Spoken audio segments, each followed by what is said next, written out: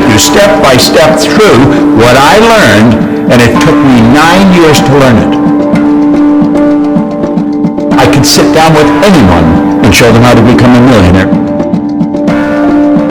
If we were to photograph your body with Curlian photography, that's the way you would look. Your body would be a glistening, radiating, gleaming form. You're a mass of energy in a high speed of vibration. You operate on a very high frequency. You're moving so fast you appear to be still. But I'm going to tell you, nothing about you is still. It's moving at a very, very high speed. Look here for a moment. Let all these lines represent levels of vibration. There's an infinite number. Every frequency is hooked up to the one above and the one below. There's no line of demarcation where one stops and the other starts. Now, if you understand this in depth, that means everything in this universe is connected. There is only one power. It manifests in many different forms. We think we're different. We only appear to be different. We're not different at all. We're all exactly the same. We just do different things. We think different thoughts. We're involved in different ideas. But we are all connected. And I think when we really get that straight in our mind, a lot of the problems that we have go away. Let's suppose that X represents where you are. That represents you, where you are in your life right now. You have the ability to take a very honest look at your life and see how you got there. Everything that's happened is recorded in your mind. And you can look back and you can see how one thing led to another, which led to another, which led to another. You met this person, you met that person, you moved here, you lived there, you went to work here. And you'll see in your mind how you got to where you are. Because you can look back at it. Now when you go to look ahead, you say, that's where I want to go. This is the dream that comes into your mind, and you quickly get rid of it because you don't know how to get there. When we think of something, when it comes to our mind, let's understand nothing is created or destroyed.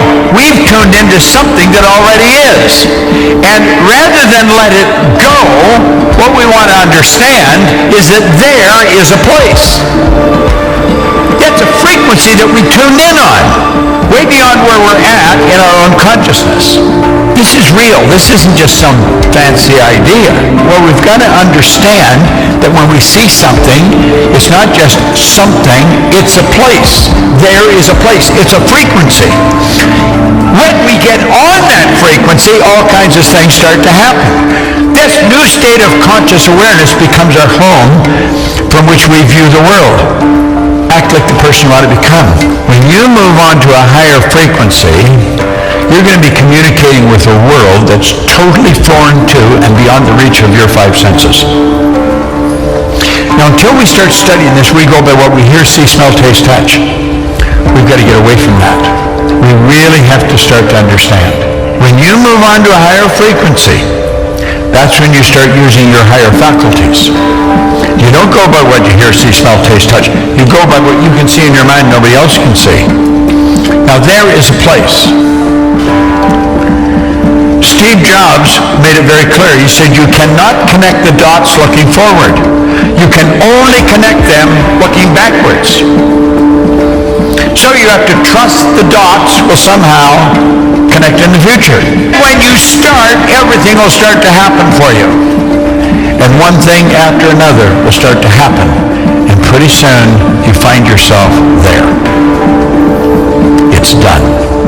And when you get there, you're going to start to become aware that you could have gone there.